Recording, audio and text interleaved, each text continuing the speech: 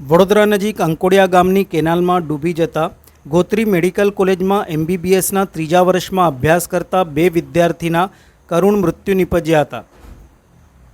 આ અંગેની મળતી વિગત અનુસાર સુરતના રહેવાસી આદિત્ય રામાકૃષ્ણન અય્યર ઉંમર 21 અને જામનગરનો રહીશ પ્રેમ પ્રવીણભાઈ માતંગ બંને ગોત્રી મેડિકલ કોલેજમાં એમબીબીએસના ત્રીજા વર્ષમાં અભ્યાસ કરતા હતા।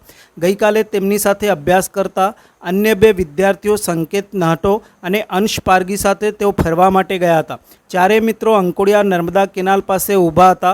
તે વખતે એક વિદ્યાર્થીનું ચંપલ કેનાલમાં પડી ગયું હતું। ચંપલ લેવા જતાં કેનાલમાં આદિત્ય અને પ્રેમ બંને કેનાલમાં ડૂબી ગયા હતા। દરમિયાન કેનાલની બહાર ઊભેલા બંને મિત્રોએ બૂમાબૂમ કરતા લોકો દોડી આવ્યા હતા અને ફાયર બ્રિગેડને જાણ કરાતા લાશ્કરોની ટીમ પણ સ્થળ ઉપર આવી પહોંચી હતી અને ભારે શોધખોળ બાદ બંનેના મૃતદેહ કેનાલમાંથી મળી આવ્યા હતા। બનાવની જાણ થતાં તાલુકા પોલીસનો સ્ટાફ પણ ઘટના સ્થળે આવી પહોંચ્યો હતો અને બંનેના મૃતદેહને પીએમ માટે એસએસજી હોસ્પિટલમાં મોકલી આપ્યા હતા।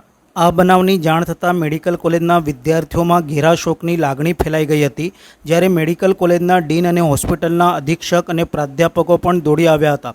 આ અંગે તાલુકા પોલીસે અકસ્માતે મોતના કાગળો તૈયાર કરીને તપાસ હાથ ધરી છે।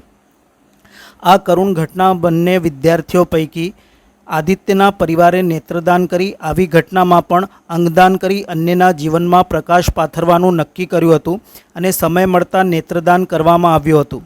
હાલ જીએમઈએસ મેડિકલ કોલેજ અને હોસ્પિટલ ગોત્રી વડોદરા એમાં તૃતીય વર્ષમાં અભ્યાસ કરતા અમારા તબીબ 2 વિદ્યાર્થી પ્રેમ અને આદિત્ય કરીને હતા, જેઓ તૃતીય વર્ષના તબીબી અભ્યાસ કરતા હતા। જેઓ આજે 4:30 કે 5 વાગ્યાની આસપાસ જે કેનાલ છે અહીંયા નજીકમાં અંકોડિયા કેનાલ ત્યાં ગયા હતા અને કોઈક ચપ્પલ પડી ગયું એવી કોઈ બાબતમાં કોઈ 2 વિદ્યાર્થી તણાઈને મૃતક થયા છે અને એક વિદ્યાર્થીનો બચાવ થયો છે।